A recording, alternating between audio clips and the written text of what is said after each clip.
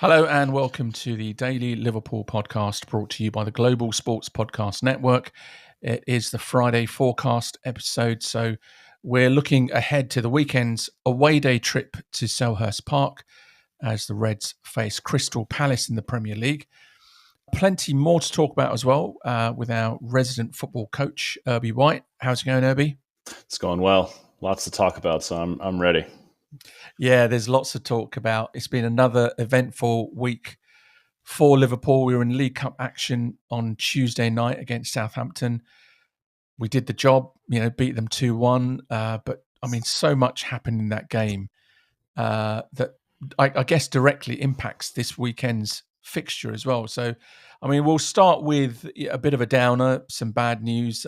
Giovanni Leoni, 18-year-old Italian international, making his debut for the Reds after his much heralded summer move from Parma. He went down with I think it was about 10 minutes to go. It was around about the 80th minute. And you could see the way that he reacted. You could tell that this was not good. And then the medical staff come on and, not before long, the stretcher is out. He's on gas and air and his leg is in that, horrible brace. And it's confirmed he's ruptured his anterior cruciate ligament, his ACL. Season effectively over, I would say. Irby, I thought he had such a good debut. And then this happens. It's just so cruel on him. Yeah, it's easy to say, it was only Southampton and it was the cup, but 18 years old, making your debut for Liverpool at Anfield under the lights in a competition that you effectively want to win in a rotated squad. He's been here for 6 weeks, hasn't gotten a minute, and he comes out and he looks absolutely outstanding. I think it was, things I was looking at Twitter throughout the game and everyone was like, he's the Van Dijk successor, all this stuff. And he did look the real deal. He looked like a 26-year-old in his prime. It's easy to, like I said, it's easy to get carried away. But for an 18-year-old in the back line to make his debut and look the way he did, he was absolutely sensational. And he looked like he could be someone who could play center back for Liverpool for the next 10 years.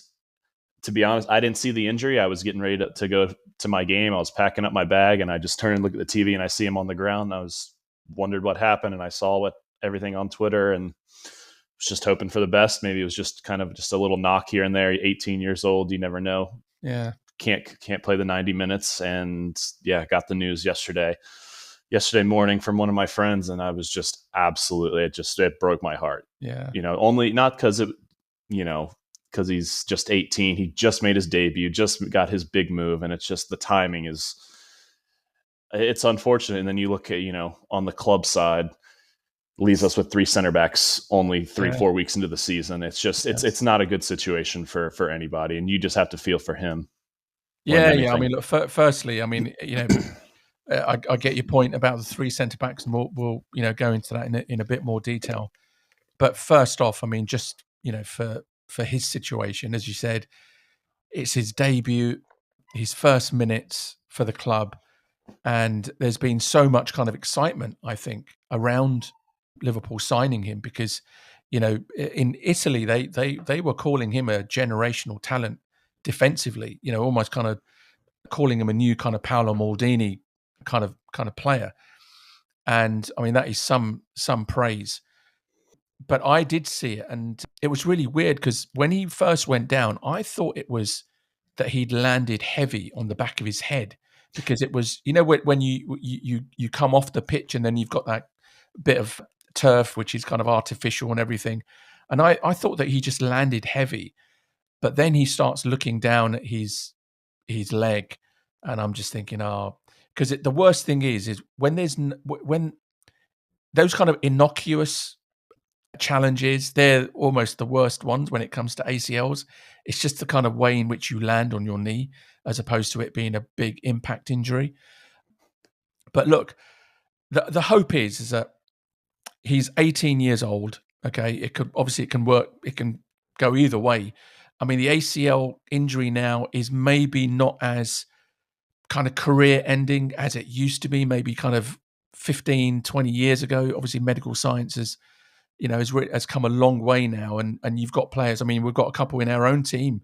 Van Dijk, he came back from an ACL, and although it did take him a good year of actually playing time, you leave aside the actual recovery time, but it took another year for him to really find his best form. And you just hope that, Leoni, he's 18, his body's still got to grow out, it's still got to get stronger, his legs have got to get stronger, and you just hope that will compensate for any kind of, loss in that 9 months or 12 months it's going to take. I know that he said that he wants to come back and help the team at the back end of the season. I really hope the club don't play him this season. I really think that just this season's just got to be written off.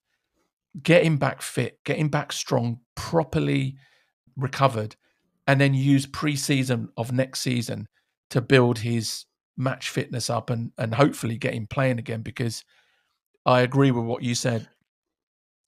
The way that he started that game, just his first touch, his positional sense, just his physical presence. I thought, wow, one, he had Mahmoud Ashley behind him as well, who's not kind of small either. I thought it's pretty imposing when you put Van Dijk next to him as well. So hopefully, he can come back, fully recovered. But as you mentioned, from a club perspective, we are now back down to 3 centre backs. And we've got Palace on the weekend, and that kind of, we're facing Mark Guehi, and just that kind of reminder that things can change very quickly. We've got a nice healthy lead already in the Premier League, but one injury to Van Dijk, or I would say more likely Konate or Joe Gomez, and we could be in trouble. I was having this excuse me. I was having this conversation with some of my friends, 2 of my best friends here are Liverpool supporters and when my friend Will dropped the news about Leoni's ACL, he just said, I hope that we can make it to January, and then does this change the Guehi thing? I don't think, we saw it twice under Klopp where we would loan in center backs. I really hope those days are kind of beyond us a little bit, where if we are going to sign a player, just make it a permanent move. I think it gives everyone a lift in January. In terms of just where it leaves us, I think we can make it. I made the point. I think we can make it to January with Endo being option 4. He's so reliable. I think he reminds me of when Lucas played back there in his last season at the club.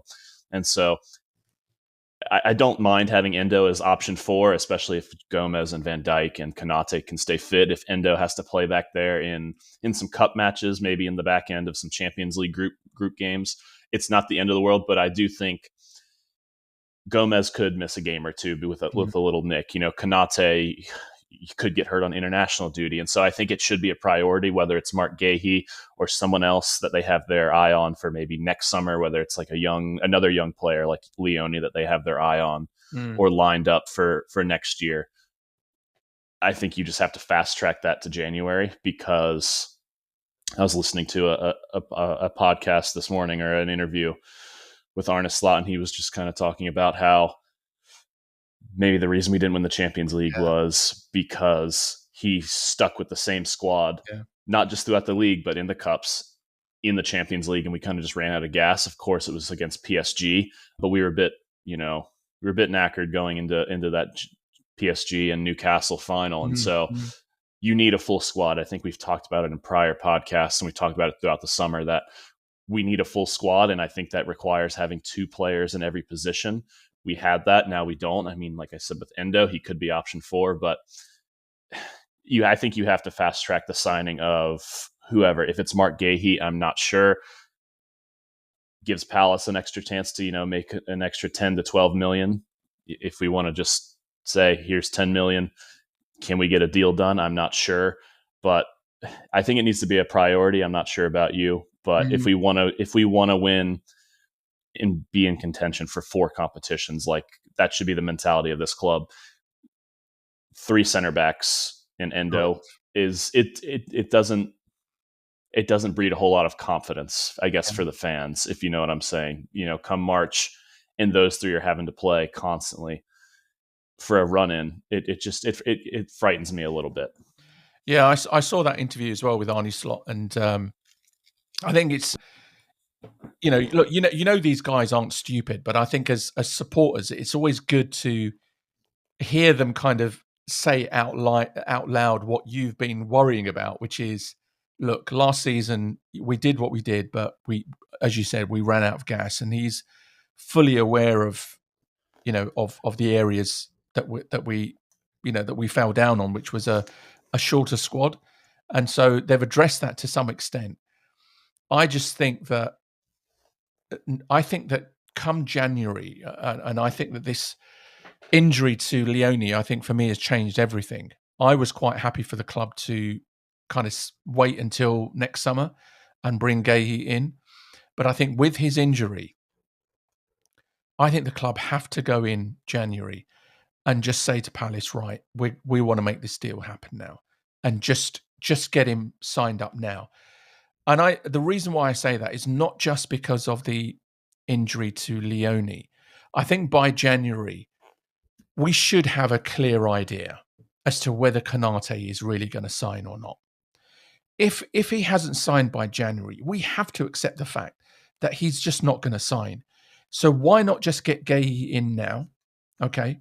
Knowing that Leoni he's there he's there in the sidelines, he's recovering, but he's our future. Guehi is our future. And if Konate is going to leave, you know what, mate? No problem. Play out your last 3 to 4 months, but we're not hanging our hat on you. We've got our future sorted out. I just think that would, I think that will settle the club. I think it will settle that defensive question for us, and I just think it will just give us that solidity and confidence just to see that season through, as opposed to just really being really nervous now for that second half of the season. Because if anything happens to Gomez or Konate, and let's face it, it will, okay, then I don't think Endo can do the whole second half of the season. No. Robertson played at centre-back Tuesday night. I don't think it's his natural position. I think he could do a job again in a cup game, but would you want him playing a last 16 game in the Champions League? No. So I think that it means that Liverpool should, I think, go in to January. And if it is Guehi, just get him signed up now. But it's going to impact our squad anyway now, because his Italy teammate now, Chiesa, who had a really good game. I thought he was excellent on Tuesday night.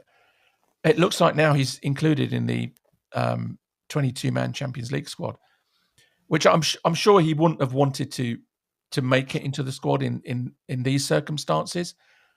But I think it is reward for him, the way that he's played and his attitude. Yeah, I was thinking about that on the ride home this morning and before we logged on. It's just, I thought he was brilliant on Tuesday night. Tuesday. He's just, Slot's kind of talked about it, how just the reason he didn't play last year was maybe a little bit of fitness, and he missed his own preseason, kind of like the way Isak did, struggling with injuries since kind of the Euros where he kind of broke out.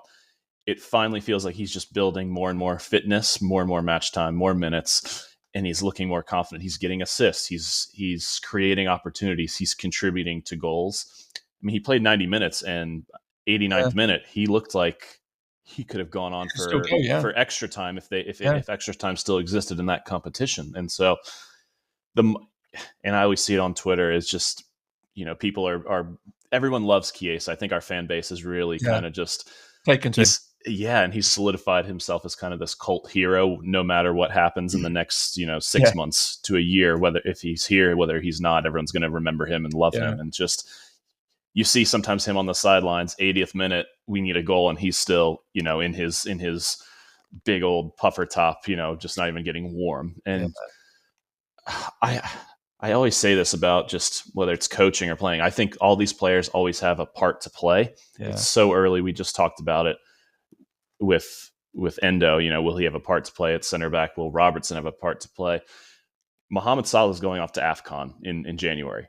Yeah. And there's been rumors about him going to Saudi Arabia, to Turkey.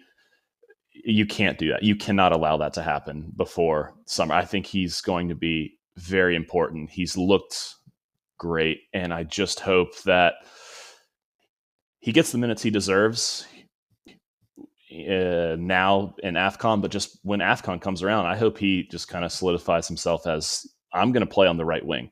I'm going to play on the right wing for as long as Salah's playing in this tournament, and I'm going to play a big part, and I'm going to help this club get as many points as we can until he comes back, and I'm going to be his deputy. And I would love that. I don't want to say he's back to his best when he was with Italy and with Juventus, but the signs are clear that he's getting better and better, and he's looking sharper, and he's looking more confident, and he just looks like a guy who just not only loves to play for Liverpool, he just loves the game. You see the joy when he's playing. I don't think you see that as often anymore. I think that's just kind of a little sidebar. Is just, I think players are just playing. I mean, they play for, you get to play a kid's game for a living, but you just see the joy on his face and the passion that he plays with. And I love Chiesa. I love when anytime he gets to play, I just love to like watch him. Yeah. No, and it helps as a football purist. You just love to see absolutely adults. I'm 30 years, they're about to be 30. He's a little bit younger than me, still playing with that joy. It's a kid's game, and just I love it. I love it. He embodies what it means to be a footballer. Yeah, and his attitude, I think, is just.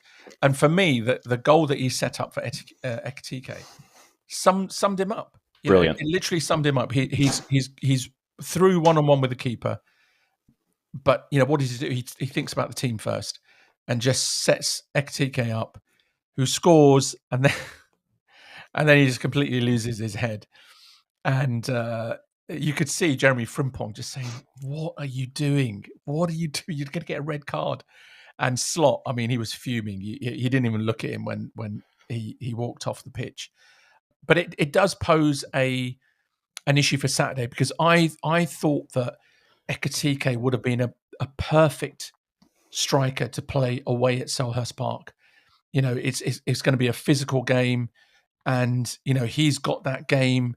He's got the physicality, but he's got that kind of X factor. He's got that kind of maverick about him to do something.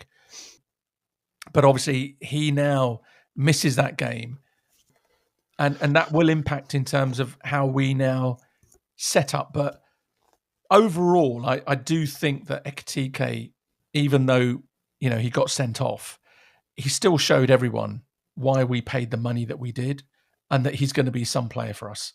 Yeah, I just want to say my initial reaction was Chiesa, brilliant. Like you said, unselfish, plays the ball for a square tap in for us to win the game.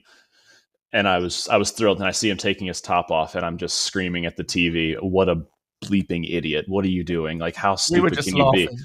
Me and Louis and everyone, Adash, we on the podcast, we were just we just couldn't help but laugh, but mixed in with the kind of frustration. And I get it. Like, you've come to the club and you're flying, right? You've scored five competitive goals, let's say, and you do that. I get it. He's 23 years old. He's probably, he just got his France call up. He's excited. He just won a game for late again for us. But to do something like that, I think it's something he'll learn from. Yeah. And it's a mistake you can't make again. We saw with Darwin a couple of years ago, the red card he did on Anderson, where he just kind of lost his head, and Klopp came out and kind of, I don't want to say scolded him, but let him, kind of made it clear. He made a mistake. He knows that he won't make it again. And I think Ekitike will learn from that. Yeah. I don't think that's his personality to continue to do silly things like that again. He'll learn from it, but he is a big miss Saturday. I agree with you. He probably would have been my choice to start while Isak is building minutes. So now Slot is kind of forced into this situation where Isak has to start, right? Probably play 60 minutes. I made the point to some friends, we're going to get into a situation potentially, I hope not. It could be the 60th minute, he comes off and it's 0-0. What do you have to do then? Does Chiesa have to go and play the 9? Do you bring on Jadon Danns? Probably unlikely, but it forces you into a situation where we know Isak still can't quite play 90. And so if we're in a situation where it's a tight match, we're not up 2-0, we're not up 3-0, and the game's not won, but he has to come off because the physio says he has to, and we need a goal. We have to play with Chiesa as the 9 now. It's not it's not my first choice. You'd want to bring on Ekitike or vice versa. You'd want to bring on Isak to finish those 30 minutes if he was available. And so now we're forced into the situation where we know we only have our number 9 for 60 minutes, 65 minutes, right? Yeah. Maybe a little bit longer. Yeah.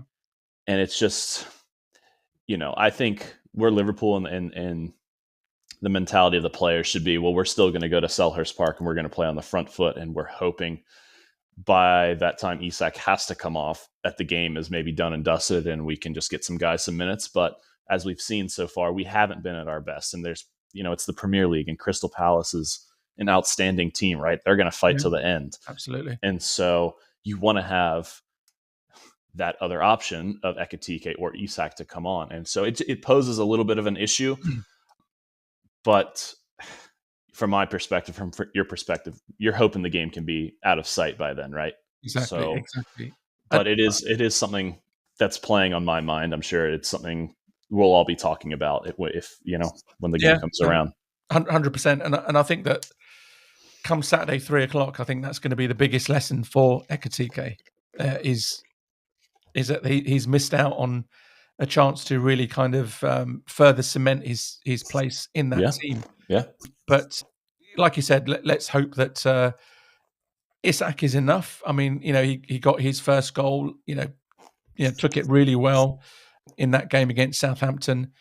And so, with more minutes under his belt, you do hope that that's going to be enough for us. But we're going to go to a very short break. And when we come back, we will preview in a bit more detail this weekend's game against Palace.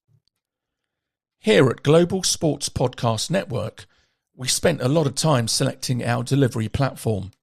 Zencastr came out the clear winner. With 4K video recording from your phone and AI editing that automatically removes all those ums and ahs, it's super easy to start a podcast that sounds great and is delivered efficiently. If you're ready to tell your story, check out the link in the show description to learn more about Zencastr. Okay, so the Reds travel to Selhurst Park to play Crystal Palace in the Premier League. It's a Saturday 3 p.m. kickoff, UK time. That is 10 a.m. Eastern time. Palace have had a really good start, Irby, to the season.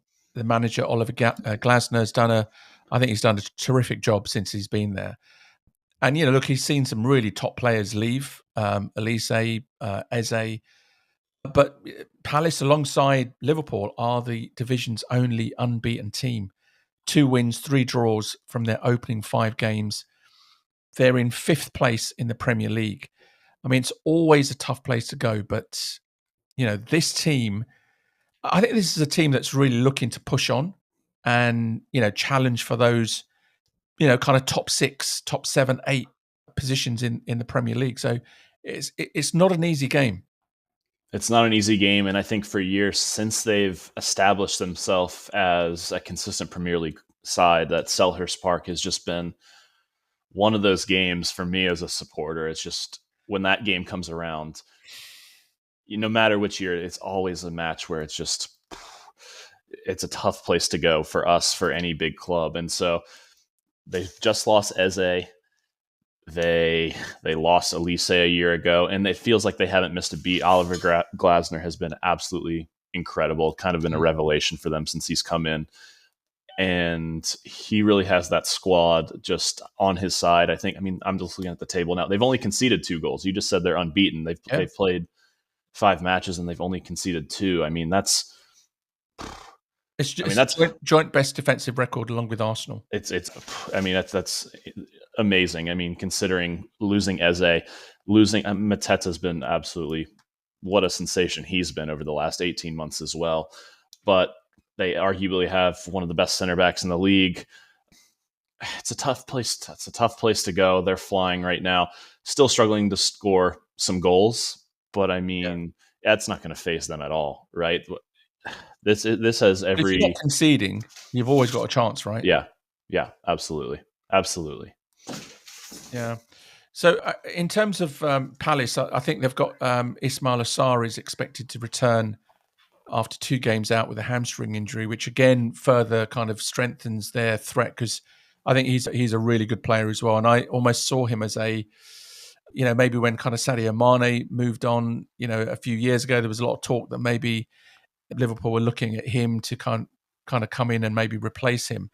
But, as you mentioned, 6 goals, 2 conceded. They've got a very, very good defensive structure. And I just think Oliver Glasner, he's one of these managers that he just gets the best out of whatever resources he's got at his disposal.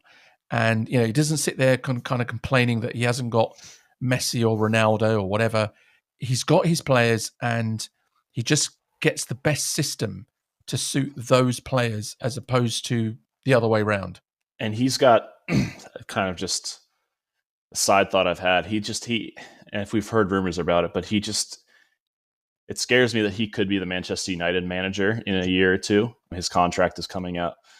Don't be scared, Irby. Don't be scared. We're scared. I wouldn't say I'm scared of Manchester United, but he gives off that presence of he could be a guy that could come in and stabilize that club. Now, whether he'd be the guy for like 15 years to bring back success, I don't know. But he seems like someone that could go in and level the ship. You just said it with the resources he has available at Crystal Palace. Look what he's doing. He has them in 5th place. They just won the FA Cup. They won the Community Shield off of us. He is a guy that could go to a club like that and stabilize them and make them a dangerous team. And I think that's just credit to him and his management. Yeah. It's hard to find good managers in the Premier League anyway. I mean, there's such a crazy turnover rate anyway. And so I think they're desperate to keep him on board as well. Wouldn't you agree? So yeah, 100%. Yeah, I mean, and I think they're a club that's going to just consistently get points off of teams. Hopefully that's not the case Saturday with us. It's going to be an absolute battle. And I'm just hoping that we can go there and give them their first loss of the season. Absolutely. So, I mean, let's look at, what would be maybe a predicted lineup for our team. I'd say that Alisson will come back into goal, although I've got to say Mamardashvili looked really very secure. I thought he had a really good presence about him. Huge frame, almost kind of reminded me of Donnarumma in goal. And I thought his distribution was really good as well, the way he used his throw as opposed to, just kind of kicking the ball out. But, the way he threw the ball out on counterattacks, I thought was really impressive. Yeah, he looked good. I mean, to have 2 goalkeepers at that level. I mean, you probably have your successor to Alisson. I want Alisson to stick around as long as possible. I was having this conversation earlier. Yeah. You want Alisson to stick around as long as possible. Goalkeepers it's a position where you can see players playing until they're 35, 36 at a consistent level. But the fact that we have his deputy and hopefully his successor, he looked great on Tuesday night. Yeah, I would love to see Mamardashvili rewarded with maybe a Champions League match or 2 coming up. Because there's 8 games now in the group phase of the Champions League, and so you want to give him that experience. Alisson has had his injury issues in the past. I don't want to speak that into existence, but it's a great option to have. Looking back to what Chelsea had with Courtois and Peter Cech a couple of years ago, I mean, it kind of reminds me of that situation of just you have 2 keepers that you can rely on. Yeah, I would go with Alisson. However, Alisson, I mean, still, for me, the best goalkeeper, not only in the league, in the world on his day. And so no hesitation to have him in the side. I think the big question for me is, I think Kerkez will come back. I think it'll be Konate and Van Dijk. It's just the right back situation. We've seen Szoboszlai play there. Frimpong, did he play 90 on Tuesday? Yeah, he popped out on the right wing. Yeah, he got shifted out to the right though. So and then Connor Bradley had I think I mentioned it in our group chat. He's brilliant. He looks like someone that could play potentially in midfield. I think it's a bit too early to talk about that when we have the options we have. But, I mean, that's the big question. We've seen all 3 of them play right back this season, and I think they've all been 7 or 8 out of 10 in that position. And so I think that's the one position in the back line that we're going to be kind of speculating about till the lineup comes out. I think Frimpong. I would go for Frimpong and Kerkez. Simply one, Robertson, he played at left back and he played at centre back on Tuesday night. We've got Galatasaray coming up away in the Champions League. I would prefer to have Robertson playing that away game in the Champions League, give Kerkez the Premier League game. I just think with Frimpong, I would play Frimpong just because of just giving that extra kind of attacking dimension against a Crystal Palace team that are not conceding that many goals. So we'd have to kind of get around the side of them. Yeah. And maybe Frimpong's kind of pace, we can use that. But yeah, I mean, that's for me the back five: Alisson, and then Konate, Van Dijk, Kirkes, Frimpong. I think the other question really is also the shape for the team in terms of the midfield and the attack, because Ekitike is not available now, and because we've got this Wirtz Szoboszlai kind of potential question.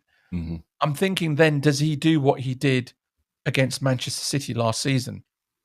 Does he play Gravenberch, McAllister in that double pivot, have Salah and Isak playing as kind of almost wide forwards, and then having two number 10s in Wirtz and Szoboszlai, and basically a 4-4-2, but not a traditional 4-4-2? So you wouldn't play Isak? No, Salah and Isak. Oh, you did say Isak. Sorry. Salah and Isak as your kind of wide forwards who obviously they invert, but then you've got Wirtz and Szoboszlai as two number 10s in front of a double pivot, which is the same formation that we played against Man City last season at the Etihad. And then we had Jones and Szoboszlai as the two number 10s. It's something I could see happening. However, we're not playing Man City. We're not playing a team that's going to try to be dominant with the ball, and we need to close down the passing lanes and cut the gaps and kind of eliminate those forward passes a little bit. You just said it with Jeremy Frimpong, someone to get around the back line and kind of stretch them a little bit because they've only conceded 2 goals. We spoke about it on a couple podcasts ago about how Szoboszlai has to play, whether it's right back, whether it's in the deeper pivot role, whether it's a 10 or wide, he has to play. And so I think you're spot on with he's going to be in the squad. I think Gravenberch and McAllister have to play. And so I think it's between Wirtz or Gakpo. Now you've kind of piqued my interest with that. Well, that's what I was thinking. Is that 4-2-4, 4-4-2 shape. Yeah.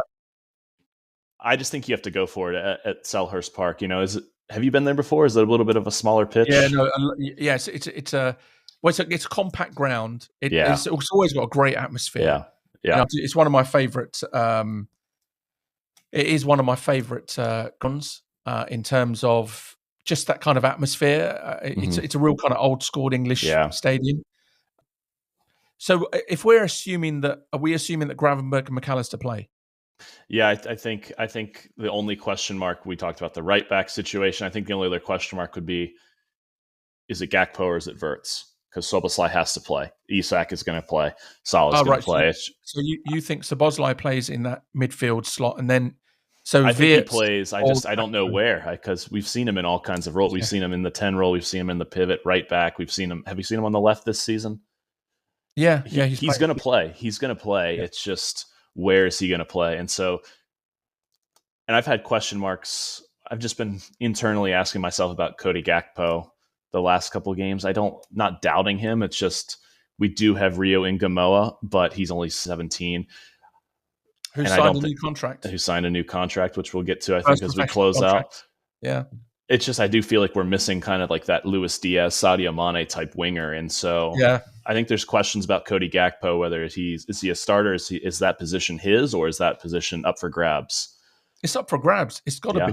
I just think that, that's nothing against Gakpo. He's dangerous. No, he can score goals, but he's kind of more of he's a better player than Marcus Rashford, I'll say, but he has that similar profile, that inside forward role, rather than a traditional winger who's going to run it. Like, we're so used to Diaz and we're so used to Mane, those players that can just play on the shoulder of the outside back and expose very that direct space. And pacey, yeah. Rio will eventually be that player, but it's just, I think we're lacking that a little bit. And so it's up for grabs. And I think I'd go. I'm now. You've got me on this 4-2-4, 4-4-2, and I'm just thinking about how that would work. And I'm thinking he's going to do that. I'm thinking he's going to go for I would love it. I would love 4-4-2 with Wirtz and Szoboszlai in the number 10 position, and Salah and Isak as a kind of wide inverted forwards. I like it. Yeah, with the option then to bring Gakpo on after 60 minutes for Isak, Mm-hmm. who can play that role as well. Yeah. But, we've got Chiesa now who's come into form, and I think that he'd relish that sort of position as well. So Mm-hmm. I think this is going to be a close game, Irby, and I've got a feeling that we are going to concede. Yeah. But I think it could be another late show. I'm going for a 2-1 Liverpool win. I was going to say 2-1 as well. You take it, right? It's for me. I think we will concede. The story I think of the match will be, I think we'll have 2 goals and we'll concede at like the 83rd minute and just, I don't want to say hang on, but I think we'll just be those 7 minutes plus added time will probably feel like 70. Yeah. But that's what it feels like to me. Is I think we'll start fast. We'll get a goal, maybe a bit slow, seeing out the first half, slow start to the second half, and we'll get them on a set piece or something like that, and then they'll push on and get one and push for an equalizer. I think we'll get the 3 points, but I don't think it's going to be comfortable. I don't think it's going to be comfortable. I mean, hey, we're used to it now, right? We're used to it now. So, but I think it's going to be I think it's going to be one of the uglier games that we've seen this season. We've seen some ugly ones. We haven't played a complete 90 minutes. But I think this is going to be just kind of an ugly game, and I think we'll learn lessons from what happened in the Community Shield as well. Yeah, which gives me a little bit more comfort that we'll get the 3 points because we've already played them. And it's. I mean, we say this pretty much every weekend, but I think it is a significant weekend because Arsenal and Manchester City played at the weekend on Sunday after we had already won, and I think we were the beneficiaries of that draw. Mm-hmm. Where both those teams drop points. Now we play before Arsenal play. Yep. And so we've got the 3 p.m. kickoff. I think Arsenal have got the Sunday game. So we could extend that lead even further before Arsenal even, kick another ball. And so I just think that, we've just really got to go for it when that opportunity arises, just to really kind of drive it home to Arsenal that, look, you are not challengers. You really are not. You're challengers for second and third, but you're not title challengers. We've really gone at Arsenal the last few weeks, haven't we? And so I might change the conversation of at least we play before Tottenham because they're a joint second. They're on third with 10 points with Arsenal too. No, but it's a good opportunity, right? To it is extend the lead again. It is. I mean, especially a day before they play, there's a chance to be 8 points clear of Arsenal, and they have to go to Newcastle, which is not easy. Not easy by any means. And they've been playing relatively well. I think they're starting to gel with what's his name, Voltmod as their new forward. Malik Tau has looked good in the back. They're a good side. They're a Champions League team for a reason. I know they lost Isak, but they're a Champions League side for a reason. And, they're more than just what Isak obviously scored 20 some goals last year for them, but it takes another 10 guys to make a team.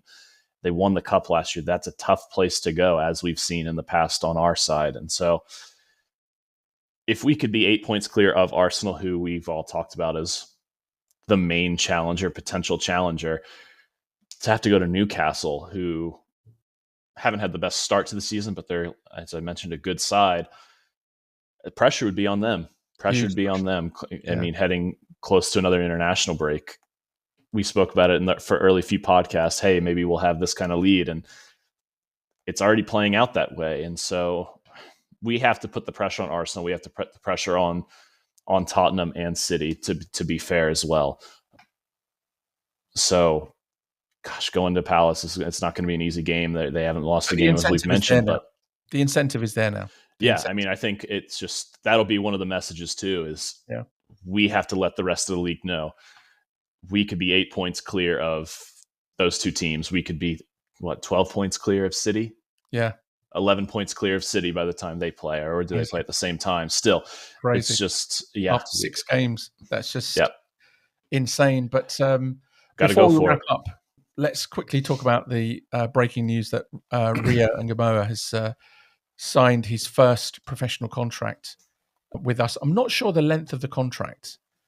It's probably not a Chelsea-like contract, like a 15-year contract or something. But good news, and I think it's fair reward for a young boy that's really done well this season. Yeah, the comparisons that I've kind of had internally to Rio are the ones of kind of the way he's come on the spot, kind of like Raheem Sterling did when he Oh, right, was yeah. 16, 17. I remember Yeah. when Sterling, one of his first games, I don't know if it was for the U21s or the U20s, but he scored 5 goals or something like that. And I was just like, who is this kid? Mm-hmm. Rio, the similarities are shocking, and just how a 16, 17-year-old coming into a team like Liverpool, we're not what we were when Sterling came into the team, right? Yeah. But now we're one of the teams that's top of world football, and you have this 17-year-old sensation who looks like he belongs. And so credit to him for getting that contract, making himself part of the squad, first team squad at that age. And he's getting minutes already. He played a big part in Newcastle. Did he play the whole game Tuesday Yeah, night? pretty much the whole game on Tuesday. Well, you And came on that's towards the incredible. end, but That's incredible yeah. against, I mean, Southampton, who have been in and out of the Premier League These are men, right? These are grown. and that's a men. championship side who's probably had to adjust themselves to the championship, maybe get more of, bigger, more physical. yeah, because that's a grueling league. Instead of, I mean, he held his own. He got doubled in that game, many times. So great for him. Just he's got to keep going though. I think he's mentioned it before. He can't be satisfied with just a contract, just being part of the squad. It's just, this is another step in your journey as a professional footballer. Yeah. We've seen numerous 17-year-olds kind of come on the scene and then fade out by a certain age. From our perspective, I don't think that'll happen. I don't want that to happen. I think Slot has mentioned they're going to nurture him and kind of there is a pathway for him, and they're not going to just throw him in, because look at Raheem Sterling, who I've compared it to. He's 30, 31 years old and can't get a kick of a ball even at training for Chelsea. It's just, and I think enough time has passed after what, the way he left the club is kind of just, it's whatever at this point. You feel bad for a guy like Sterling. And so 17 years old, I want to see him playing for the next 15 years at the club. And so good for him. Good for him getting his first contract, and keep going from here, lad. Yeah, absolutely. And we'll see what kind of impact he has for the Reds this season. But that is all for today. You've been listening to the Daily Liverpool podcast, brought to you by the Global Sports Podcast Network. We'll have all the post-match analysis and talking points. So please do join us again after the Palace game, and then we'll be turning our attention to the Champions League and that tough trip away to Galatasaray. From myself and from Irby, thank you for listening.